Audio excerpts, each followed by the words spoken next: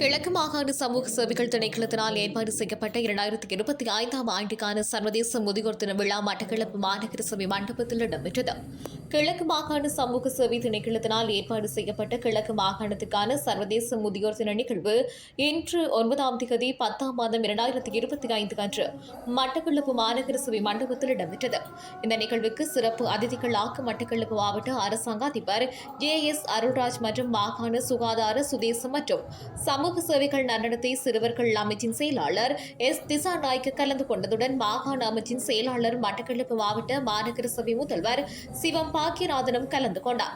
இதன்போது மட்டக்களப்பு மாவட்டத்தில் 100க்கும் அதிகமான வயதுக்கு மேற்பட்ட 3 முதியவர்கள் கிழக்கு மாகாண ஆளுநரால் பொன்னாடி போர்த்தி மலர் மாலை அணிவித்து பண பரிசுகள் வழங்கப்பட்டு கௌரவிக்கப்பட்டதுடன் கிழக்கு மாகாணத்தில் சிறப்பாக செயற்பட்ட முதியோர் இல்லங்களுக்கு சான்றிதழ் கேடயமும் மலர் மாலையும் அணிவிக்கப்பட்டது. ஏனைய அதிதிகளினால் முதியோர்களுக்கு மலர் மாலையும் கேடயங்களும் வழங்கி கௌரவிக்கப்பட்டனர். இதில் அரசு அதிகாரிகள், முதியவர்கள், பொதுமக்கள் என கலந்து கொண்ட நிகழ்வில் முதியவர்களின் கலை நிகழ்வுகளும் இடம்பெற்றது. 365 நாளும் எந்த நாளும் நாங்க நம்மட முதியோரை காப்பாற்ற வேணும். ஒரு நாள் காப்பாற்றினா இந்த செலிப்ரேஷன் ஒரு நாளுக்கு மட்டும் இருந்தா காணாது. அதுதான் ரெண்டாவது. அது ஒரு நாள்ல இன்றைக்கு நல்ல உள்ளுக்குள்ளே ஒரு ஹோல்ல நம்மட மேயர் ஐயாக்கு மிக்க நன்றி என்று சொல்ல வேணும். எங்களுக்கு நீங்க காசு அடிக்கல தானே, இந்த மாதிரி ஒரு ஹோல் இருக்கு. இல்லாட்டி வெளியே இருந்தால் 2 hours 3 hours வெளியால நிக்க வேணும் நம்மட முதியோர் ஆக்கள். அதையும் சரியில்லை. சில்ட்ரன் டேஸும் அந்த மாதிரி தான். நாங்க செலிப்ரேட் பண்றதுக்குள்ள வெளியே நிக்க வேணும்.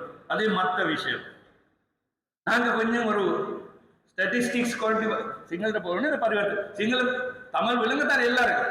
சிங்கள ஒன்னே சரி பரவாயில்லை, எல்லாரும் நேரம் போகணும். நாங்க கொஞ்சம் எழுதிட்டு கொண்டு வந்து, ஆனால் அந்த நாங்க எழுதி கொண்டு வந்து எல்லாம் நம்முடைய செயலாளர் சொன்னான் திசாநாயக்க சார்.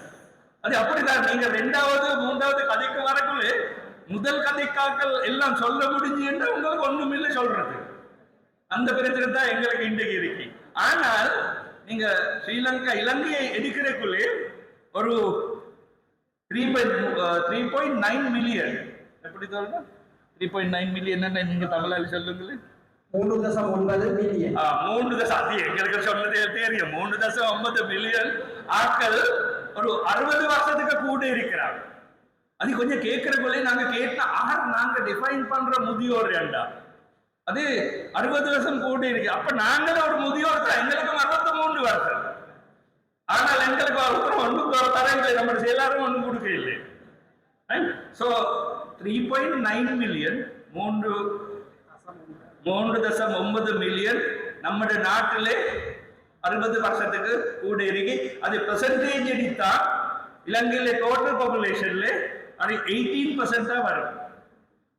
அப்ப ஈஸ்டர்ன் பிரதேஷ் நம்முடைய செயலாளர் சொன்ன மாதிரி 60 வருஷத்துக்கு கூட ஒரு 2 லட்சத்துக்கு கொஞ்சம் கூட இருக்கு. அது பெர்சன்டேஜ்ல வந்தா 10%. சில பேர் சொல்லுவாங்க நல்லம்மா கொஞ்சம் குறையா இருக்கு நம்ம நாட்டிலே முதியோர் ஆக்கள் கொஞ்சம் குறையா இருக்கு என்ற நம்ம மாவட்ட கிழக்கு நம்ம மாகாணத்தில் அது அப்படி சொல்லக்கூடாது. முதியோர் என்றா எங்கட சம்பத்தரிக்க நம்மட பலம். முதியோர் என்றா நம்மட பலம். அவங்களுக்கு அந்த எக்ஸ்பீரியன்ஸ் அந்த நாலேஜ் மத்தாக்களுக்கு இல்லை. சில பேர் நினைக்கிறாங்க அவங்க 60 சில சும்மா சிங்களத்தால சொல்ற அந்த கிழவன் அவங்க அந்த மாதிரி ஆட்கள் அப்படித்தானே கதைக்கிறாங்க. அது இல்லை. முதியோர் என்றா நம்மட பலம். அவங்களுக்கு தான் அவங்க ஒரு 50 60 70 வருஷம் இந்த நாட்டிலே நின்றுட்டு நம்மட செயலாளர் சொந்த மாதிரி எவ்வளவு சர்வீஸ் சேவா செஞ்சிருக்கு. அதுக்கு மற்ற பிரச்சனை நாங்க கேட்கிறாங்க, நாங்க காப்பாத்தீங்களா நம்மட அப்பா அம்மா ஆட்சி அவங்களே நாங்க காப்பாற்ற இருக்கிறீங்களா காரணமா? அதுதான் நெக்ஸ்ட் கொஸ்டினா இருக்கீங்க. நாங்கள் அவ்வளவு நல்ல காப்பாத்து இருந்து என்றால் நம்மளுக்கு முதியோர் ஹவுசஸ் தேவையில்லை. செயலாளர் சொன்ன 8 ஹவுசஸ் எல்டர்ஸ் ஹோம் 8 இருக்கு இந்த கிழக்கு மாகாணத்தில். நாங்க நல்ல பாக்குறீங்க அவங்க ஏன் போறாங்க, ஏன் போகணும்? அதுதான் நம்முடைய question. Children's home, elders home இருக்கி என்றா அது என்ன மெசேஜ் நம்மளுக்கு இருக்கி? நாங்க நல்ல காப்பாத்து இல்லையே, அது காணாது. எங்கட அம்மா அப்பா, நம்மட அம்மா அப்பா, நம்மட சொந்தக்காரன் அவங்களே நாங்க நல்ல காப்பாத்து இல்லை. அதுதான் சொல்றான். இன்றைக்கு மட்டும் இல்லை, முதியோர் தினம் மட்டும் இல்லை, எந்த நாளும் நம்மட முதியோர் அவங்க எங்களுக்கு சிங்களத்தால் நான் சொல்றேன் சம்பதா அவங்க நாங்க காப்பாற்ற வேணும் என்றாலும் நாங்க நல்ல காப்பாத்தி என்றால் நம்மட சமூக சேவையிலே பிறருக்கு டிரெக்டர் என்ன சொல்றேன், நம்மட சமூக சேவை பணிப்பாளருக்கு ஜோப் இல்லை, தேவையில்லை, நாங்க நல்ல பாக்குறேன் என்றால் அப்படித்தானே டாக்டர்? அது அடுத்த வருஷம் இன்னும் கொஞ்சம் குறையாதிப்போம் அந்த சர்வீசஸ் என்றால் சொல்றதுக்கு எல்லாருக்கும் மிக்கம் நன்று. தனிப்பட்ட நன்கொடை வழங்கப்படுகின்றது. பிரதம அதிதி அவர்களின் கரங்களினால் அந்த கௌரவம் வழங்கப்பட்டுக் கொண்டிருக்கிறது.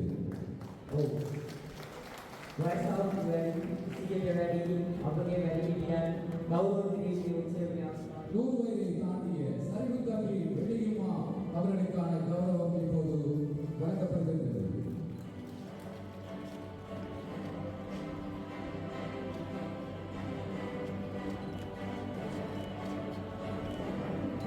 அடுத்த விழாவை பற்றி பிரதேச செயலாளர் பிரிவிலிருந்து நாகமணி தங்கம் அவர்களுக்கான அந்த கௌரவம் இப்பொழுது பிரதம அதிதி மற்றும் நிகழ்ச்சிக்கு தலைமை தாங்கி நடத்தி கொண்டிருக்கின்ற எமது கிழக்கு மாகாண சுகாதார அமைச்சருடைய செயலாளர் அவர்களின் கரங்களினால் இப்பொழுது அந்த கௌரவம் வழங்கப்பட்டுக் கொண்டிருக்கிறது.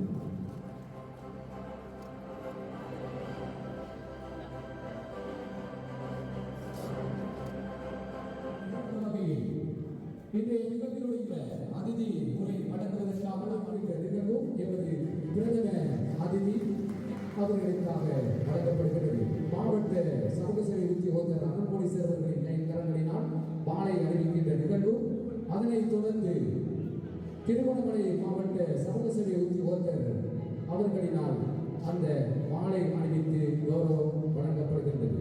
அம்பாறை மாவட்டத்தை பிரதிநிதித்துவப்படுத்தி நெகிழ்ந்த கண்டி பிரதேச செயலகம் சார்பாக சிறப்பாக திருவண்ணாமலை மாவட்டத்தை பிரதிநிதித்துவப்படுத்தி சென்ட் ஜோசப் முதியோர் இல்லம் தெரிவு செய்யப்பட்டிருக்கின்றது.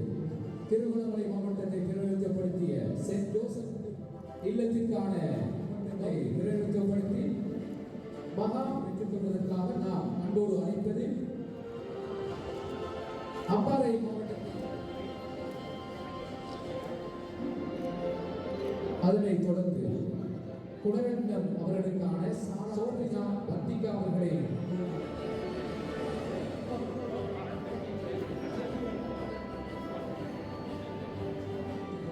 அன்பாக பெற்றுக்கொள்கின்றோம். முதியோர் இல்லத்திற்கான தனிப்பட்ட நன்கொடை திணைக்களம் ஏற்பாடு செய்து